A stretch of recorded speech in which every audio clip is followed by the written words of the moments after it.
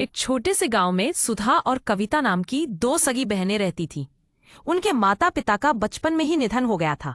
दोनों बहुत गरीब थीं, लेकिन मेहनती और ईमानदार थी। सुधा बड़ी बहन थी, शांत, समझदार और जिम्मेदार।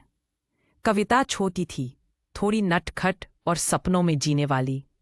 दोनों मेहनत करके घर चलाती थी, कभी खेतों में काम करके तो कभी दूसरों के घर बर्तन मांज कर।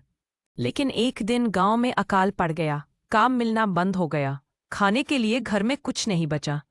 एक दिन सुधा ने कहा, कविता, अब हमें कोई और उपाय ढूंढना होगा। कुछ दिन भूखे रहकर भी अगर मेहनत की तो हम कुछ कमा लेंगे। कविता उदास होकर बोली, दीदी, मैं सोच रही थी अगर हम किसी अमीर आदमी से मदद मांगे तो शायद हमें कुछ मिल जाए। सुधा ने कहा, मदद मांगने में बुराई नहीं, लेकिन आत्मसम्मान खोकर नहीं। अगले दिन कविता गांव के अमीर जमींदार के घर गई और बोली, साहब, हमें कुछ दिन का अनाज उधार दे दो, हम काम करके चुका देंगे। जमींदार हंसते हुए बोला, ठीक है, लेकिन बदले में तुम्हें हमारे यहाँ नौकरानी बनकर रहना होगा।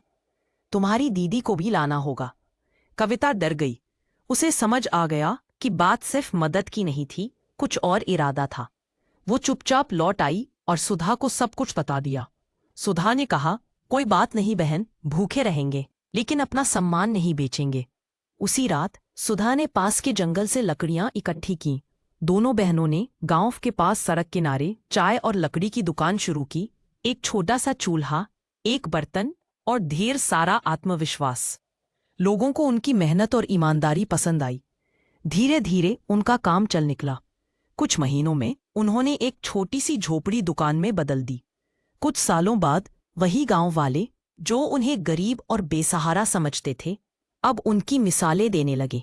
जमींदार भी अब बूढ़ा हो गया था और अकेला। उसे पछतावा हुआ कि उसने दो गरीब बहनों का मजाक उड़ाया था।